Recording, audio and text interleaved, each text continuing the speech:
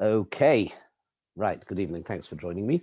So the first thing I want to do, I've actually been waiting a week to tell you the thoughts that followed last week's shiur. And they are somewhat speculative, and I'm still working on on some of the ideas, but I did want to share them because I hope they are of value. We finished off last week's shiur, and we're not going to continue that particular theme this week. I have other, hopefully interesting stuff for you tonight. And we were discussing very much the whole notion of accessing HaKadosh Baruch Hu's attributes and qualities via the method of negating the opposite of any of those qualities. And I'm not going to go over that again, but I then entitled the shiur when I put it up on YouTube. And since then, it's something that's been occupying my mind. And I'd just like to share this further thought, which I think is might be quite, it might even be true, who knows? Distance can create connection. We spoke about that last week in a number of different ways. That, and we can think about this in terms of, in a very simple manner, we can think about this in terms of relationship. If you care about somebody, you want to give them, we say in English, give them space. Give them space. Let them be. Let them flourish. And actually giving them the space empowers them to self-actualize. And within a relationship, then that comes back to you. So it's connection via making space. And although we spoke about it in a very philosophical context, when we were talking about HaKadosh Baruch Hu's, we're going to talk more about this tonight in a slightly different sense. Yichud Hashem and the shleimus, the perfection of Hashem, etc.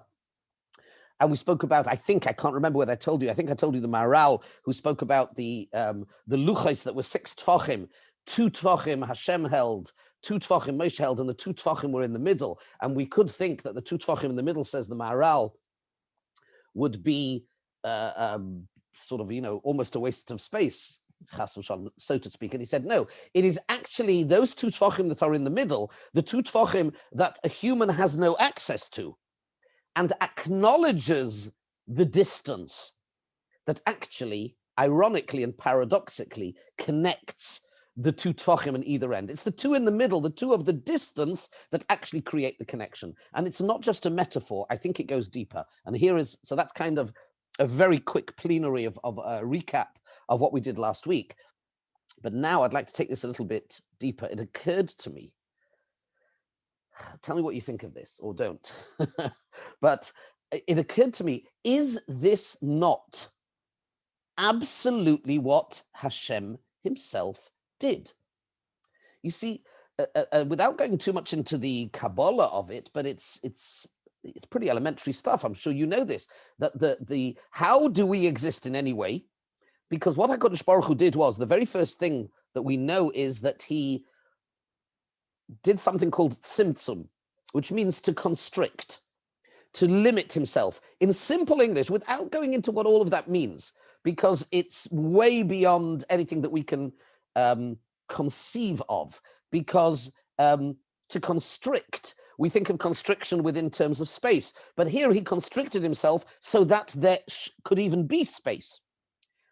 The Rabbeinu Shalom created distance, but listen to this, I hope you get this. He created the concept of distance. He didn't just create distance. He didn't just create, he gave us life. We exist in whatever plane we exist. And we're going to talk about this tonight a little bit with the Ramchal. The very fact that we exist is only because HaKadosh Baruch Hu, so to speak, whatever it means, he was mitzamtzem. He limited and constricted himself. He didn't just create distance, he created the concept of distance. He limited himself, and then there was this little thing called kav, there's a whatever, and his infinite, we'll call it light for want of a better term, because in Kabbalah that's what we talk about.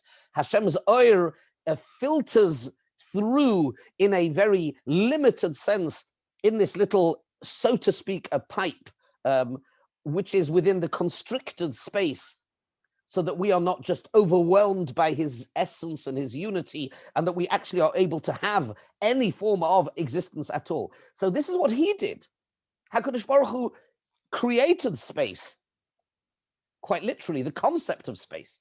And he created the concept of distance so that there be something other than him. And when we, quote unquote, and this is the thought that I had over the week, imitatio Dei, mahu afato, can apply, I suggest, not only, and in fact, this is probably the deepest and the most meaningful thing. We said last week, and I showed you in the Ramchal in Das Tvunos, a little bit in the Rambam in Moreh Nevuchim as well, that the key avenue to achieving connection to HaKadosh Baruch Hu is via the revelation of this particular aspect of him, which is called Yichud Hashem, which is defined, as the Rambam and the Ramchal say, by the negation of anything else. V'hu echad ve'ein sheni. The very definition of Yichud Hashem is that there is no other. And therefore, although it's infinite, but there's no negative infinity, and therefore we can have a grasp, a handle on it. To the extent that we constrict ourselves, I'll explain to you what I mean conceptually. You see, in my mind, in my brain, which is where a large part of the neshama resides, yes, so the nefesh is in the whatever, and the ruach, and we move our way up to the neshama, which is the ability to think in abstract terms. Then this is the real area and avenue of challenge. Do I create space for him in my brain, or do I push him away? Am I prepared? Do I have the humility? Do I use, and this is the irony, because you're doing two things at the same time. By creating that space, you are acknowledging the connection. And in so doing, you're actually imitating and emulating him, which was the act of creation, which is giving ourselves total actualization. Are you with me? I hope this is Emes. I haven't seen this anywhere, but it seems to me on the basis of our discussion the last week or two, it totally fits in. And it is working now at a number of different levels. So let me give you an example. And we're going to come back tonight. Bear in mind this discussion, because further on tonight, we're going to talk about space. We call HaKadosh Baruch Hu Hamokim. And ironically, we talk about him as Hamokim most significantly at a time when we are most emotionally challenged. Hamokim Yenachem Eschem. And that's not a coincidence, obviously. So the Chazal say, for example, that about a Baal Gaiva, the Gemara says in Sota, somebody who is egotistical, an arrogant person, filled with hubris, filled with self, essentially. Says Hashem, Ein ani v'hu yicholin lodor. We cannot dwell together. It's very interesting in spatial terms. There's no space for me because there is no distance. There can be no connection because he's created no space for me, no distance. It is the utilization of the brain and of our analysis and understanding of the immensity of who he is that creates the space for him in my heart, in my mind, in my brain, in my neshama, to acknowledge him, to acknowledge that he is, by negating anything more that I understand, and yet negating him, as we discussed last week, actually, as the Rambam says beautifully in Moreh Nevuchim, we saw that Lashon, he says, the more that when a person negates any understanding of whatever you understand, and you negate Hashem from that, in other words, from a very sophisticated plane, you are Yoseir Korov El Hashem. Ironically and paradoxically, you actually are closer. We become close through the cutting away of anything that is other. And that's why Yiras Shamayim plays such a big role. Hakol b'dei Shamayim chutz miyiras Shamayim. But I just want to add a tiny little, I think subtle, to me it was meaningful. layer of meaning here on the basis of what we said last week, that in so doing, we're actually emulating and imitating Hashem, just as he, in creation, so to speak, constricted himself, whatever that means, so that we shouldn't be swamped by his oneness, his existence. And we're going to take this to a deeper level tonight as well.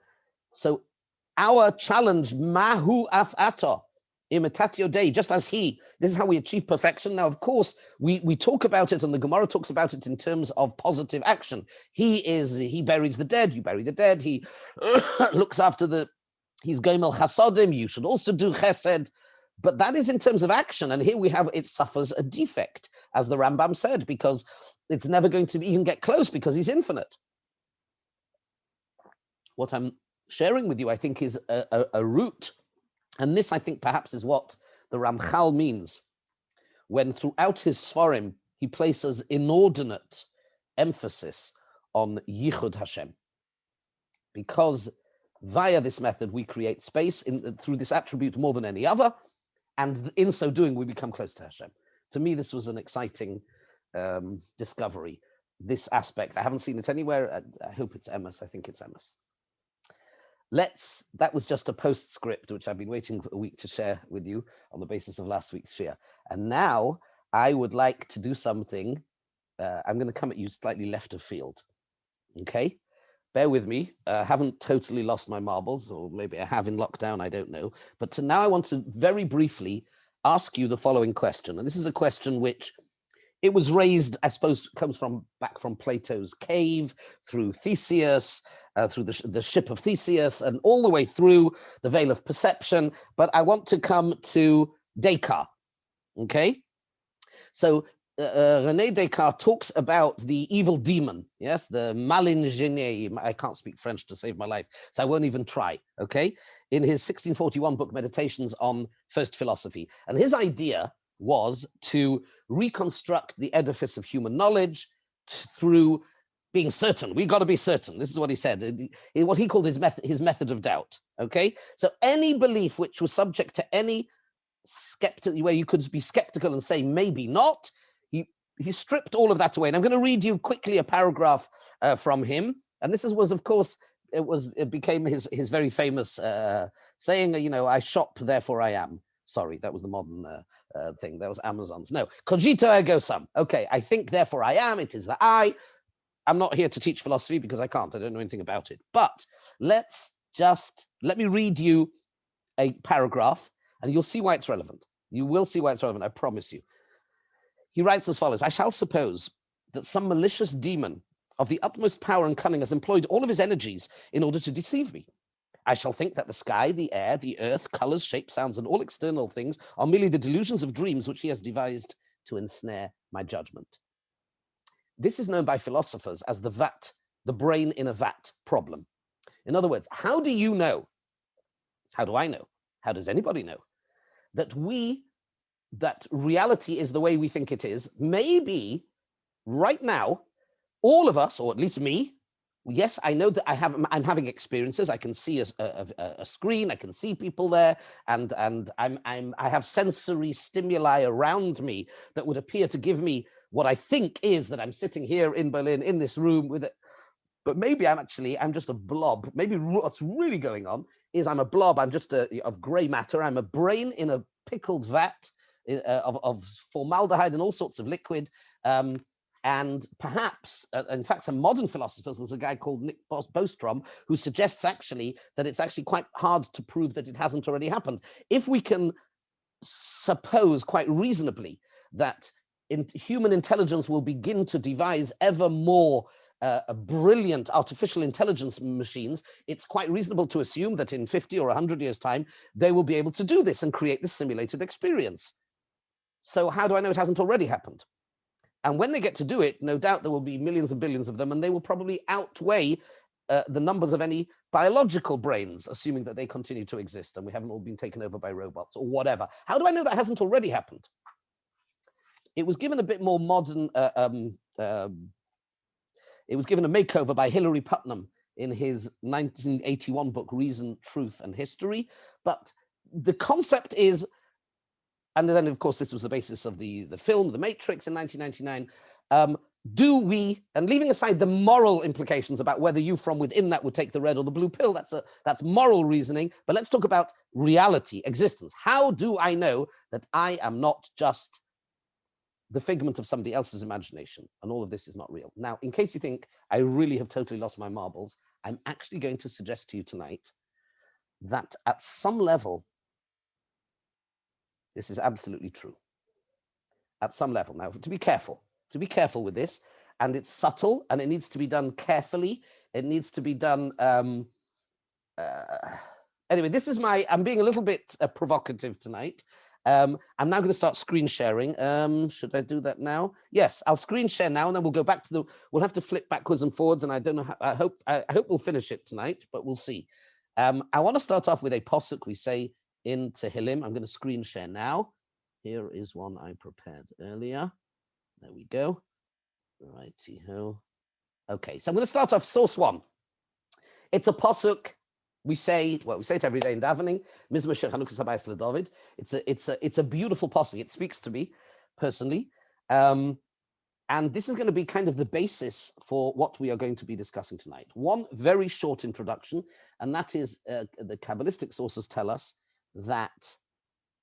Actually, sorry, I just want to check something. Forgive me. Sorry, I just want to. Yes, okay. Sorry, thank you. Yes. The Kabbalistic sources tell us when they talk to us about how far back we are capable or allowed to think about in terms of Hashem as his interaction with us, they say the following. The first thing, I'll do this as best as I can. The first thing that we can know about him is that he created a desire to create. Okay? Now, that sounds like, I don't know, semantics or sophistry or something, but it really isn't. That word rotzain is a really, really, really important word in Jewish thought, not just in machshava, in hashkafa, but in Kabbalah as well. It's a very important word. In fact, the word rotzain, which usually is translated as will or desire, doesn't do it justice. And the Kabbalists point out that the word rotzain is the same gematria as makoir, source, shmoi, his name. This is about something very elemental, something very deep at the core of an expression of essence in some way. So, for example, we can say that we've spoken about this a little bit in terms of emunah, and we may get back to it when we come to Bechira as well. There is this notion which is also connected to das, but really this is going right back to the beginning. This is actually a concept of keser, which is the highest and deepest elemental form of desire. It's when all reasoning actually stops, and when you say, I want this, just because, and meaning, it cannot be, if it can be articulated, then it's not Bechira. Remember, Bechira is where there is a point of free choice, which is free. In other words, it's not because there is this reason or that reason. I choose because I want to choose. I choose because I choose. If I am compelled or impelled in any way at all, then that's not Bechira. I choose because I want to choose and because it is an expression of essence. That's about as clear as I can say it at this stage without going any further. Okay? Now let's apply this to the Rabbeinu Shalom, so to speak. Ki rega ba'apoi chayim b'rtzoinai. David HaMelech, in a very beautiful, all his mizmorim are beautiful. Ki rega ba'apoi, for a moment in his wrath, in his anger. And he contrasts this with chayim b'rtzoinai, life. Now, again, when David HaMelech uses the word chayim, he does not refer to what you and I call life, as in this physical stage of existence where we are clothed temporarily in a body and flesh and blood and bones and sinews, skin. That's not what he means. Chayim is a broad spectrum. HaKadosh Baruch Hu is chayim in the deepest sense. He is. It is existence which is eternal, existence which is non-contingent, as we have begun to talk about a little bit in the Ramchal, Chaim. When we talk about the cemetery as a Beis HaChaim, we're not just being nice. There is a concept of where we sometimes refer to things by their opposite. So, so it becomes it's not a euphemism. It's Beis HaChaim. These people there are alive in the fullest sense. In terms of the spectrum, if life is a spectrum, if Chaim is a spectrum, then, as Chazal say, Rishoim in their lives are dead. They are disconnected from reality. They may be walking around and breathing and whatever, and going through some of the basic functions, but that's not Chaim. We have to reshape the whole concept of Chaim. Now, if that is so, then we have, let me just translate this passage very basically, very succinctly, ki rega va'apoi, for a moment, va'apoi, with his anger, as opposed to chayim b'retzainai. So what is actually trying, life b'retzainai. Now this word b'retzainai, we're going to do something hopefully quite amazing tonight, because I want to try and show you how the Ramchal uses this word. I would normally have translated it as life through his will. In other words, we exist as a result of his will. I'm going to try and convince you tonight that actually it means something deeper, and I've given you the hint already with the brain in a vat. Let's see whether we get there. Okay, I'm going to add a slight quick comment because, from tomorrow, it's 30 days before Purim, and we can already begin. That's really what it means. We can begin the process of eradicating Amalek. And the Arizal says rega, that word rega. In other words, Hashem just needs to turn his face, so to speak. David HaMelech says this in a pasuk or two later. You just need to turn your face away. In other words, there's no default. We exist because every single split second there is a new rotzain of Hashem that anything should continue to exist. And only in as much as we are connected to and flow from the divine energy that is rotzain, is there existence at all. And when that just stops, it doesn't need to be a conscious act of destruction. It just simply, to use the Pythonesque expression, just simply ceases to be. It just isn't. Because if he is, Yud Kei Vav Kei, he is, then anything that's not connected to him, it isn't. And this is the existential attack of Amalek, of course. Amalek is the one that queries elemental existence as flowing from Hashem, which is called Ayin, Aleph Yud Nun. So we say in Beshalach, for example, we went through a whole period of self-doubt. Hayesh Hashem b'kirbeinu im Ayin. Is Hashem amongst us? Or im, what's the other side? You would say no. Is he with us? Is he amongst us, or is he not? That's not what we said. We said Hayesh Hashem b'kirbeinu im Ayin. Ayin is nihilism. Nothing. Ayin, by the way, in Kabbalah, Ayin is known as the Sphira of Keser, which is Ratzon. Same thing. Nothingness. And this is what Amalek is always trying to work on. So Rega. What's Rega? Says the Arizal. Amalek stands at the head of the structure of anything that is the antithesis of Kedusha, of spirituality. He stands at that, and therefore the Pasuk says, Reishis Goyim Amalek. Amalek is the first in all the nations. V'acharisoi adei oived. But his end will be, he will be utterly written out of the script, and he will simply cease to be. And that is says the Arizal, that is the Roshei Tevos. Look at the letters there. Rega, Reishis, Goyim, Amalek. He exists on the stage of history, but for a fleeting moment.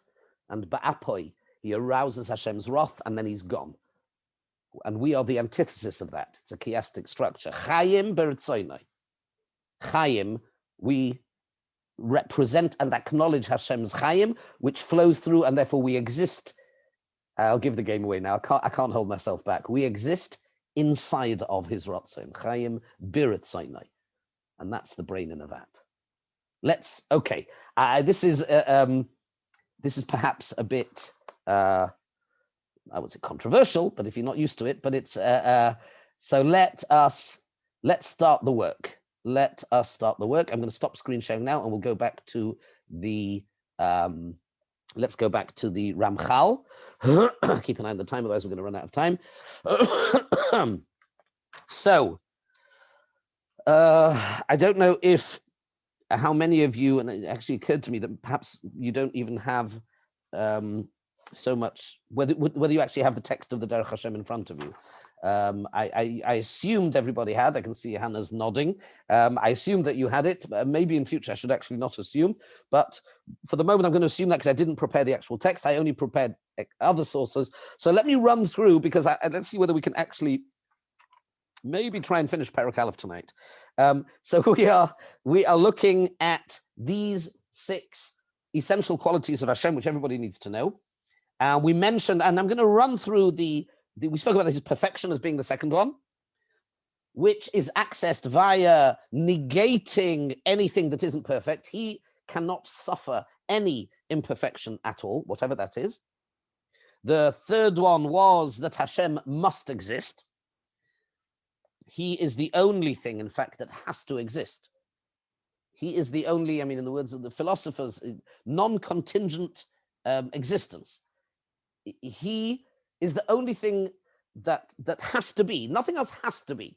You and I don't have to be. He is the only thing that just simply is.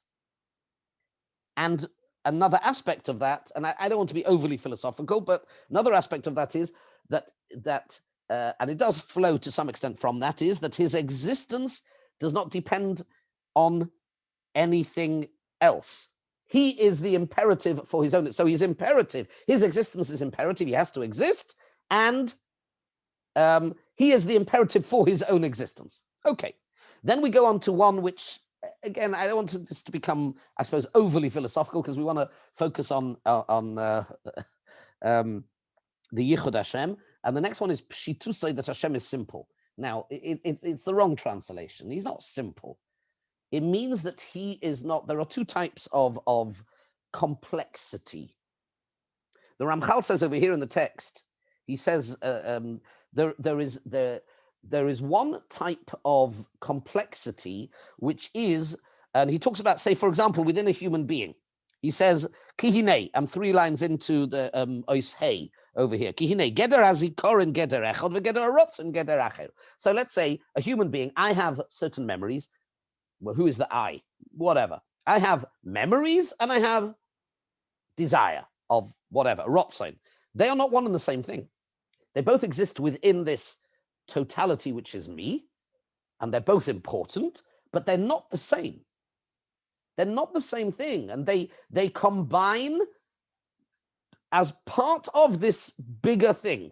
Hashem isn't like that at all. He is just one thing, and any aspect of him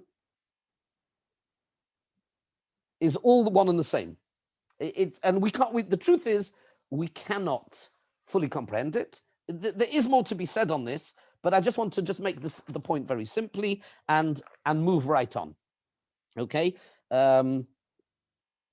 Yeah.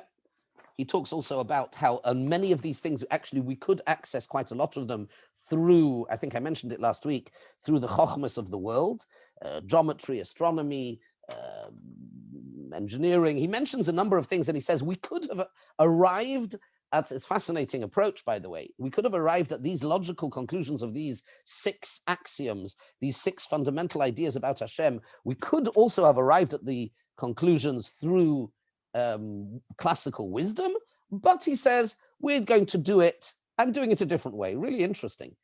He said, you could get there almost, but we're going to do it a different way. We're going to do it through our received tradition, through the Nevi'im, etc. Now, here is where I want to put a bit of stress. I'm going to read, and it's not long, it's 5 or 6 lines. I'm going to read the last and probably certainly in the Ramchal's perspective, the most important of these qualities, and this is Yichud Hashem. Okay. He says, and that which you also need to know, that this entity, it is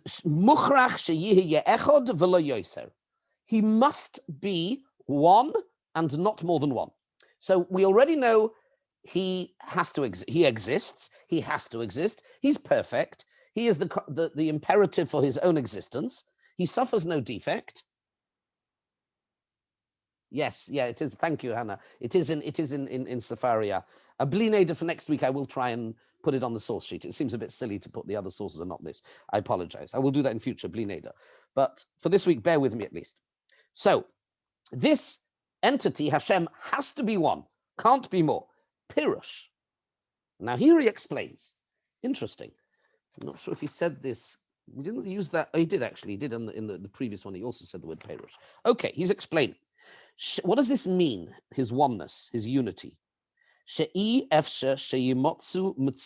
Rabim.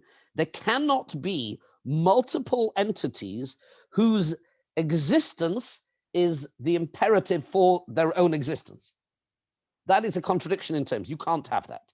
Elo echod bilvad tzorich sheyimtze b'metzius hamuchrach v'hasholem hazeh. There can only be one entity who is the imperative for his own existence, who is perfect, and is basically the root cause of absolutely everything. There cannot be more than one. Now, at a very basic level, I think it's not that difficult to conceptualize that idea, because if you think about it in terms of the ultimate, and this again, I don't want to go into any other theologies or whether it's in Christianity or any other where you have the whether they're two equal powers or he'll deal with it a bit later in Derech Hashem, but here this is a core concept. Perhaps one of the core ideas in Yiddishkeit is there is only one source of everything. Now, obviously, that means we're going to have to tackle the so-called problem of evil head on, and we can't just, outsource to Lucifer or whatever. Yeah, it creates an issue. We're going to have to deal with theodicy. There are consequences to this, but the concept is absolute. You cannot have more than one first cause. He is the root of absolutely everything. He's the imperative for his own existence. He is perfect, and therefore he has to be one. Now, that does not appear to be, if you really stop and think about it, I don't think you need to be a major philosopher to come to that conclusion. Once we have these postulates, once we have these axioms, once we have these ideas, it might not be without its difficulties, but it's not this, and perhaps this is why he leaves it to the last, possibly. Why the order? I haven't really given enough thought about the order, but actually there's more going on over here, of course. Ve'im, let's finish off here. Ve'im sheyimotzu nimtzoim acherim. And here, now he could have stopped here. When I saw this and I relearned it, thanks to you, I thought, well, job done. You said that if somebody is if an entity is the prime cause of everything, and he must exist, and therefore there can only be one. Okay, job done, finished. He's now going to take this deeper for us. Let's see. Ve'im sheyimotzu nimtzoim acherim. He's asking a question here. And if there be other things that exist. Pardon? Before we get to his answer, this is a question. He is mounting a full frontal assault on this concept. And this was done actually long before him. Goes back to the secular philosophers as well. But we're not going to look at it that way. The Maharal, if anybody's interested, the Maharal in Netzach Yisrael, Perek Gimel, I think it is, discusses this and talks about this. The idea of how multiplicity can emanate from a unitary essence. It sounds very, very, very overly philosophical. Hashem is one. How, therefore, what is the process whereby, how can there be, I mean, just to put it in, I'm going to put it in starker terms. They talk about it in terms of there being multiplicity from one.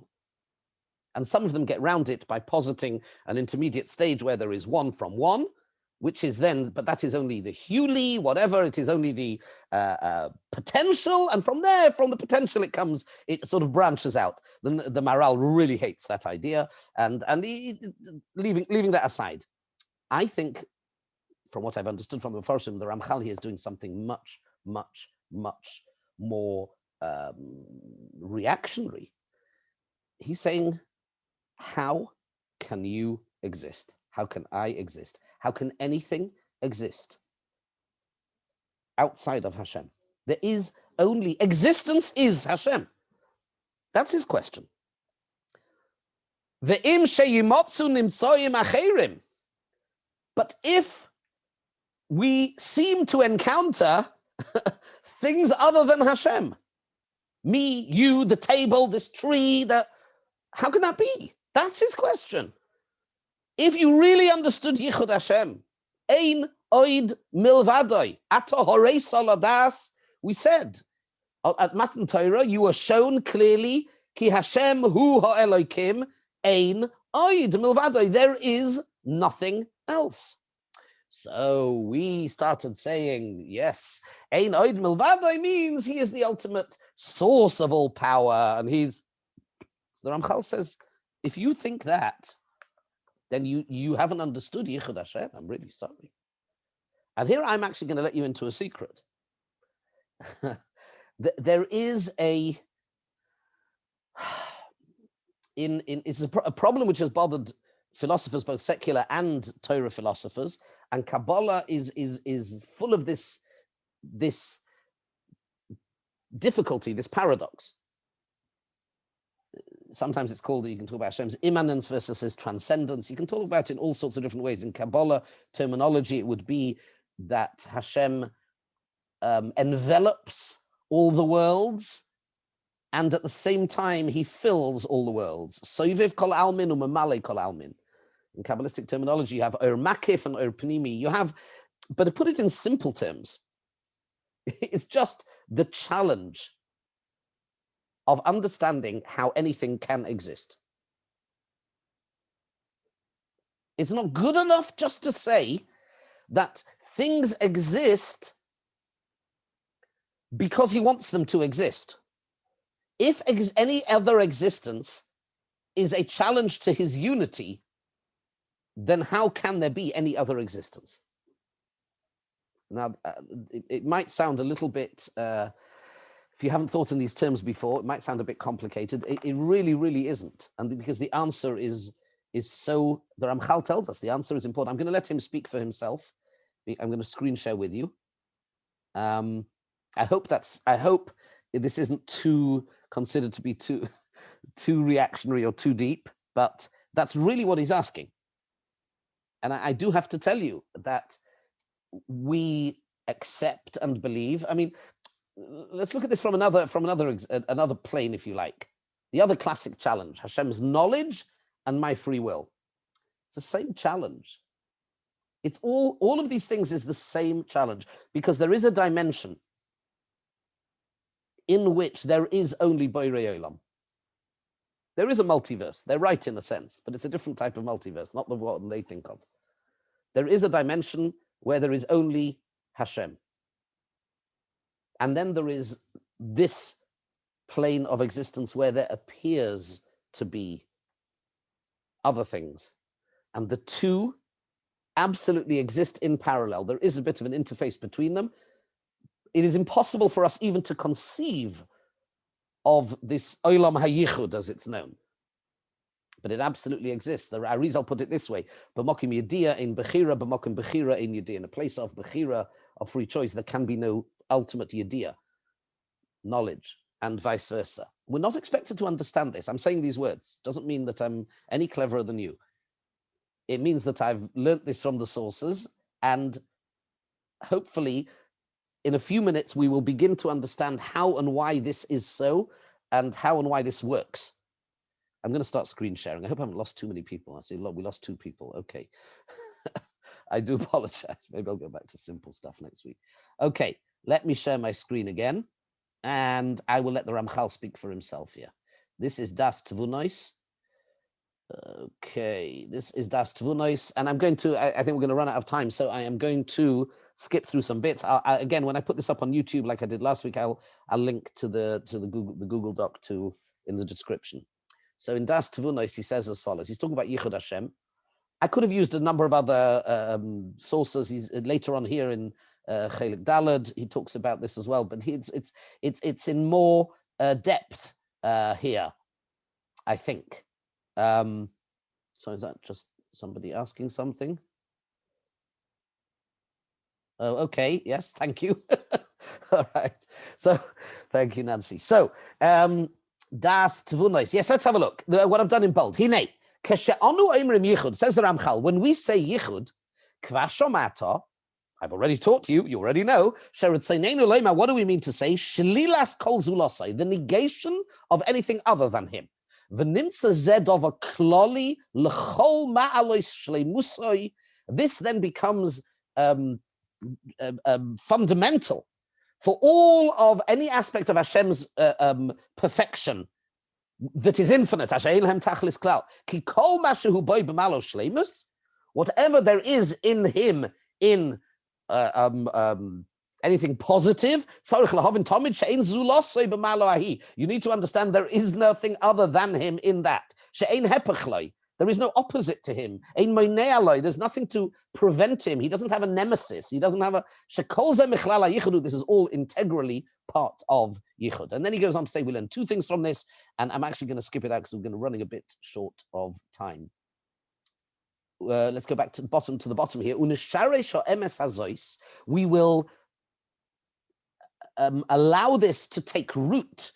We will make it take root. Ba'amitas himotzoi behechrach, with the truth of his imperative existence, that he must exist. Shehu hamerkaz mikol ma shenucha ledaber mishleimusoi. This idea is the central idea, a central concept of anything that we can talk about him and his anything positive about Hashem. And also this is the central concept in terms of what we can't say. That which we know that he alone is that which must exist. It must be that he is. And that there can only be he. It's what we saw tonight, and this is obvious to all of our people. And he goes on to say a little bit later, Das Tvunos 56, 58, he says, now here we get to the crux of the matter, okay? Before we do this, I want to give you a very basic analogy. Imagine, close your eyes for a second and think about a tree, okay? Not just because it's Tu B'Shvat tomorrow. Put up a nice share, by the way, on Tu B'Shvat, in case anybody wants to see. I think we said some nice things there. But anyway, think about a tree. You close your eyes and you think about a tree. Question for you, does that tree exist? Does that tree exist? So, well, if we say the tree doesn't exist, then it's not a lie, because it only existed in as much as our thought exists.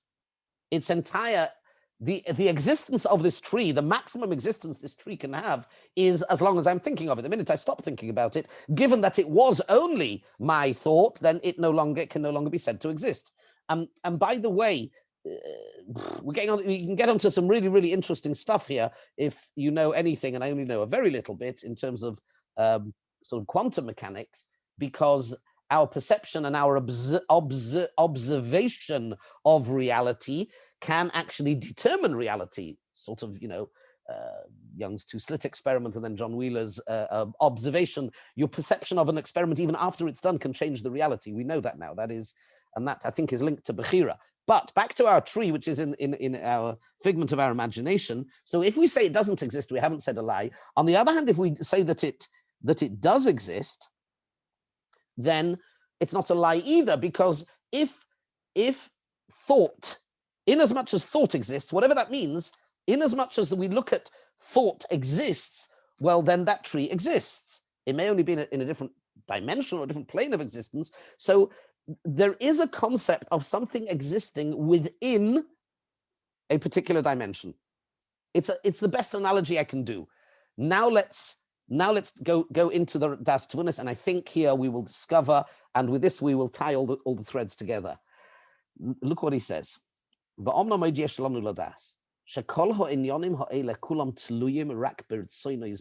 that word. Remember, I started the shiur with it. All these ideas all depend, they hang literally on his rotzain. She'ein lohem loy metzius v'loy havaya v'kiyum klal elo b'rtzoino yizbarach. Now, let's just translate this. It does not mean, sorry, I'll just translate it. It means that they have no existence, and he uses three words here. Loy metzius, they are not to be found. V'loy havaya, and no existence. And then he adds kiyum, which is maintenance. Klal, at all, elo, and here I want to put a stress on biritzoinoi, which I would like to translate not as with or through or by his divine will, but in his will. Yes, we are in a vat. Absolutely. We exist in Hashem's brain, whatever that means. And I use the word brain very, very, very, I take it back. You can't use that word. Chas v'shalom. I have to be very, very, very, very careful in these things. I'm only using that word because we use the analogy of the brain in a vat, which the philosophers use, which was just a method. It's just a device. So to get you, to acknowledge, to understand it, we exist in Ritzaina Yizbarach. That's what it means. We exist not just through and with and as a result of him having a Rotzain. Our entire existence is, and that's why, and this I believe is the answer to the Ramchal, is his own question. What did he ask? I don't know, is that me? Somebody's mic, I think, is on. Not sure. The question that he asked was, how can there be things other things that exist? The answer is, we are not other things that exist. We exist inside his Rotzain. That's what we are. We are manifestations of his Rotzain. Everything that you see is Rotzain Hashem. Now, usually when we use this term, we use it very loosely. We use it I don't think we often appreciate what we're really saying. And I'm not suggesting chas v'shalom that, that we this is not about going back to Locke and the other chevra, what was him, I've forgotten, Hobbes, not Hobbes, was it? This whole argument they used to have about whether we do or don't exist kind of thing. This is on another plane. It's not about, he stubbed his toe against, which Bishop Berkeley, I think it was. He stubbed his toe against the tree and he yelped in pain and he says, I refute it thus. That's child's play. We're talking here about who and what everything is. Yes, Hashem may have had to do a tzimtzum or whatever that means, but we are Ritzainai. That's what we are. We are aspects and manifestations of Ratzon Hashem. And this is true in two separate ways. Number one, in terms of our existence, that there is existence. And that's why it's not a contradiction, because it's not something other than Hashem, chas v'shalom. And then there is something else, which is kiyum, which is maintenance, ongoing. And with this, you understand all the Rashis at the beginning of Bereshis, the Din, the Chesed, the Rachamim. And the truth is, if you ever get to study any Nefesh HaChaim at the beginning of Sha'ar Aleph, it's very clear.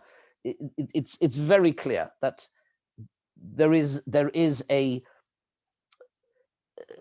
the simplest way to put it is, there is a new divine Rotzain every single split second, and we are created and recreated anew every single split second. Yesh me'ayin mamash, the Mekubalim tell us. Except that, of course, we don't. What they say, as the Balatani and others say, it's not yesh me'ayin, it's not ex nihilo, it's not something from nothing. It's actually ayin miyesh, relative to the yesh, which is Hashem. It is ayin, relatively speaking. And that, I think, is what the Ramchal means. He says it a little bit later on. He says over here, Omar HaSeichel, again, this is in Das Tunis, between Ois 56 and 58. Omar HaSeichel, he says, I'll explain to you a little bit more of a Tavini Inyan Omuk, says the Seichel. I will explain something a bit deeper to you, because, of course, the whole Sefer Das Tunis is a dialogue between the Seichel and the Neshama. Fascinatingly, the Seichel is the teacher and the Neshama is the student. But that's another story for another time. The Tavini Inyan Omuk, you will understand something deep, says the Seichel to his student, the Neshama. I said his, her, whatever. V'chein Tavini, talks in feminine, he says, Tavini, you will understand the following. Hu mekoymai shel olam ve'eina olam mekoymai. Hashem is the space of the world. He is the mokum of the olam. The olam is not his mokum. That's a medrash. That's what it means. Hinei ein shum davar muchrach hametzias ela metziuso yisbarach. V'chol haninsa zula zeh ein lemetzias ela b'cheftzai. V'al kei nikrosh galeh v'tovini ma'oid sherak ritzoynoi ugzeirosoi. Understand well and deeply that it is only the rotzin of Hashem, that the rotzin is hu hamokim, that is the space for anything to exist. V'zula zeh, and if it was not for this, lo haya mokim klal, there would be no space. Not there'd be no space for us to exist in. There'd be no landscape. There'd be no terrain. There would be no mokim. And therefore, when we refer to him as hamokim, we're referring to him as he who gives space. So fascinatingly, he constricts himself, whatever that means, as we started the shiur off tonight, built on last week, fascinatingly. So he starts off creating connection through space. There is an aspect of distance, whatever that means, because otherwise there could only be him. And that dimension, by the way, still exists. There is a place, what's called the halal, whatever. These are all conceptual terms. And it still exists right now. A dimension in which there is only Borei Olam, and that is the depth of all of existence. But in his wisdom, and we're going to start talking about it next week in Yetz Hashem, we'll start talking about why he created. We will move on. He decided to do so in order for that to happen. Just give a second. Rega. Okay. Rivka, we'll have to deal with that next week. Great question. I like that question. There you're getting already to Tachlis. And I'm happy, please remind me next week, or send it to me in an email, and I will deal with that question. I'm not brushing you off. I have a lot of Torah on that. Yes. So to recap, he created connection through space. He was mitzamtzim himself, again, whatever that means. And our existence is not a contradiction to Yichud Hashem. It is the only way to understand it and understand it well is that we are manifestations of Ratzon Hashem. We're not something separate. So on the one hand, I am not Hashem. With all my delusions of grandeur, I am not he. So there is a perception of a certain amount of distance, and that is only he did that to create mokoim so that there could be connection, because otherwise there could be nothing, not even that perception of anything other than him.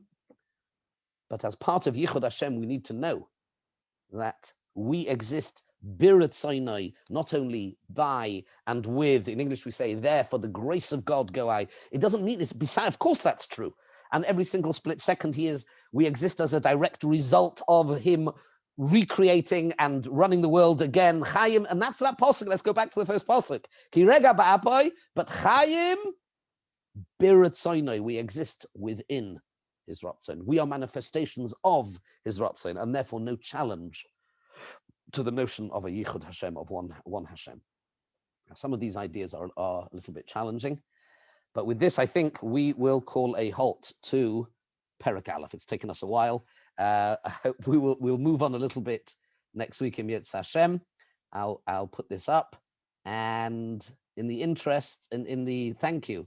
In the meantime, bleib gesund, everybody. Stay safe, stay healthy, and hopefully look forward to seeing you next week. Thank you very much. Pleasure. Call too. Thank you. Good night. Pleasure. Good night. Thank Bye. you. Bye.